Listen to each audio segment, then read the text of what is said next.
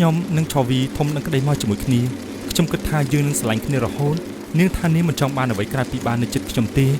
ព្រោះថាពេលដែលនាងនៅក្បែរខ្ញុំមានភាពកក់ក្ដៅណាស់រហូតដល់នាងចាប់ផ្ដើមចូលមហាវិទ្យាល័យហើយបានស្គាល់នៅអ្វីដែលហៅថាភាពហឺហាឆវីថ្ងៃនេះជិះម៉ូតូធំបងទៅញ៉ាំអីនៅហាងទំនើបអត់កុំទៅញ៉ាំបាយប្រអប់កាចាស់ហ្នឹងអីចឹងតាបានជាស្រីមុំអូនសុំបងបាយអ្នកទាំងអស់គ្នាប្រុងព្រាម1 2 3ចេញដំណើរអូយពុទ្ធោហើយប្រែហើយខ្ទេចខ្ទីអស់ហើយផ្លែឈើរបស់ខ្ញុំជាមិនអាចកាច់ចង្កូតបានទេព្រោះក៏មុខយើងកំពុងតែហោះមនុស្សដែលខ្ញុំចង់យកឈ្នះមិនមែនកុសលទេគឺបេះដូងឯង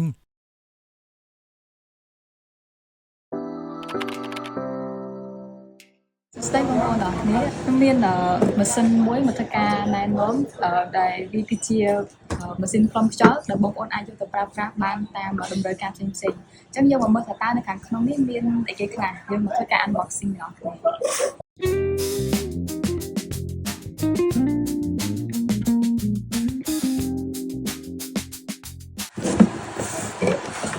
ចឹងឥឡូវយើងបើកបានហើយមើលនៅក្នុងតិចថាមានអីគេខ្លះ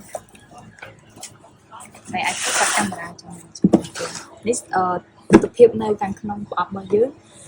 មានដូចជាទី1គឺមានស្តង់ដៃទី2គឺមានថ្មសម្រាប់ដាក់ប្រើជាមួយនឹងម៉ាស៊ីនហ្នឹងហើយតមកទៀតនេះគឺមានกระดาษណែនាំដែរហើយគេមានពងសម្រាប់តមកខាងមុខបងឃើញមាន2ហើយតួឯកសំខាន់យើងគឺនេះគឺម៉ាស៊ីនដែលមានដូចម៉ូទ័រអញ្ចឹងយើងប្រើជាមួយនឹងថ្មដើម្បីដាក់ភ្ជាប់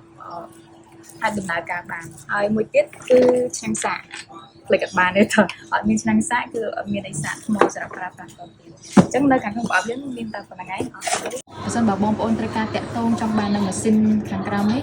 បងប្អូនអាចធ្វើការតាក់ទងបានតាមរយៈ Facebook Page នេះហើយនឹងលេខទូរស័ព្ទហើយតម្លៃវិញក៏បងប្អូនអាច check មើលនៅលើ description ខាងលើផងដែរ